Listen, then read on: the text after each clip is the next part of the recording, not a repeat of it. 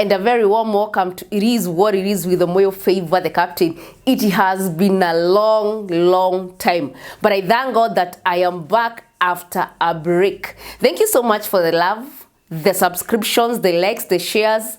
May the Lord do you well. Na kama uko pale na bado uja subscribe to this channel, please do so. And kama bado uko pale na uja watch my latest worship video,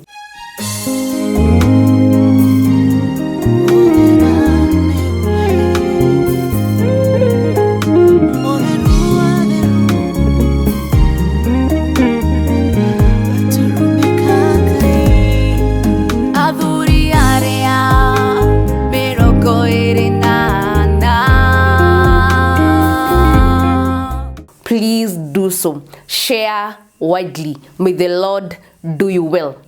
For the past months, tumekuwa tukiaddress the ancient dragon that has captured people in its mouth. And we've looked at the various ways this dragon captures its victims. Now, I'm very excited to announce tumebakisha points kama 4-5 hivo. Today, we are going to look at another way in which the ancient dragon, that is sexual immorality, captures its victims into its mouth. And the point you're going to look at today is fear, intimidation, being weak, or being swayed all over the place. Now, let us address the point fear.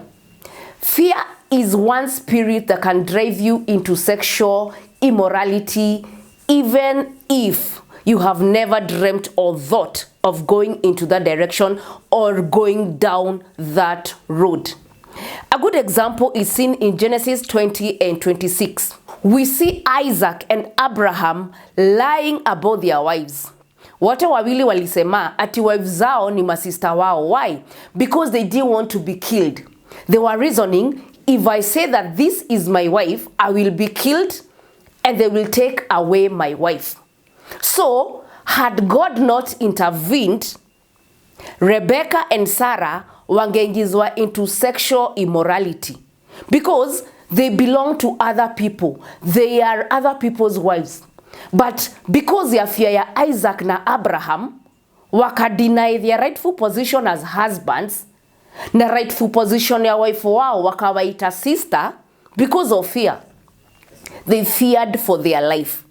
But God is so faithful, Ali intervened and they were spared. The other point we are going to look at is intimidation.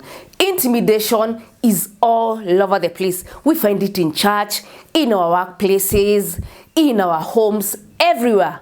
And if you're not careful, if you're easily intimidated, you can easily be entered into sexual immorality. A good example we can look at is a lady who wants to get married. A lady who is born again and is very firm in their salvation, and they know they are not supposed to have sexual entanglements or sexual encounters before marriage. And so the guy is like, mimi lazima nikule keki before the wedding.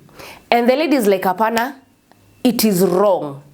Tumeambiwa to chill until the wedding night. But now this guy doesn't want that. Anataka ku have his way. So what does he do? Ana intimidate the lady. Oh, if I don't have this, oh, tutaachana, nitaenda kwa mwingine, nitaenda kwingine.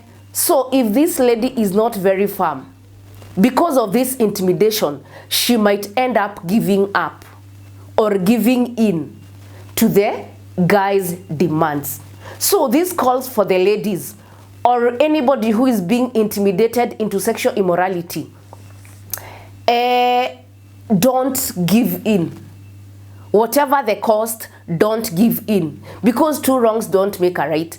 Hata ukiwa intimidated uingie into sexual sin, itakuwa even worse. Because utakuwa ume give up what you believe in. And number 2, utakuwa ume enter into sexual sin. And remember we said, hakuna sin yenye ni so dangerous kama sexual sin. Because this is sin that is within, inside your body. You're actually sinning against your body. Na tulisema this body is the temple of the Holy Spirit.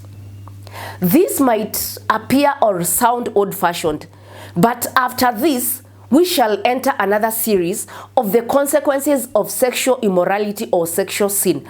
Now that will make you fear sexual sin with all your heart, with every fiber within you. Sexual sin is not anything you should go joking around with. Sexual sin is actually holding fire kwa chest yako and you expect that hautachomeka. Sexual sin is very dangerous. Do not be intimidated into sexual immorality or sexual sin. Let nobody instill you with fear so that you can enter into sexual sin or sexual immorality. The other point, na ujue hizi zote bado zimeshikana. Hizi zote ni point moja, si point different. There is a very clear cut or a thin line between these points that I'm saying. There is fear, intimidation, then the other one is weak. There is somebody who is weak. Weak is, kuna wale, like the best example I can give is, tukiwa shule, kuna wale walikuwa, wakiambiwa wafanye something, they don't have the strength to say no, they are just weak. They can't even defend themselves. Wako tu hapo. So you find that people who can't say no to sexual advances, people who can't say no to sexual sin, wanakuanga victim wa sexual immorality na sexual sin. For you not to be entered into sexual sin and sexual immorality, you have to be very strong. Na hii weakness ina come in two ways. There are people who are weak in the sense that wakiambiwa waingie into sex, hawawezi sema no, they just enter. That is one form of weakness. Another form of weakness ni, kuna watu sexually they are just weak. Lady akiona tu mwanaume, they get sexually weak. Wakiambiwa tu tuende hivi, anaenda and she enters into sexual sin. The same with men. Kuna men, they are so sexually weak. Wakiona just anything in a skirt, they just want to go through. So, hizi weaknesses ni mbili. Kuna ile weaknesses ya kuwa pushed and you can't say no. Na kuna ile weakness ya wewe uko tu sexually weak. Yani wewe kama ni mwanaume, when you see a lady, your landed bridge just swings all over the place. You just can't have composure. You can't keep yourself together, you know. So, hizo weaknesses mbili zinaweza kakuweka into sexual immorality and sexual sin. So, you need to build up your stamina. You need to be very strong so that you're not entered into sexual sin. Na kama wewe you're weak sexually, avoid situations and scenarios that are gonna lead you into sexual sin and sexual immorality.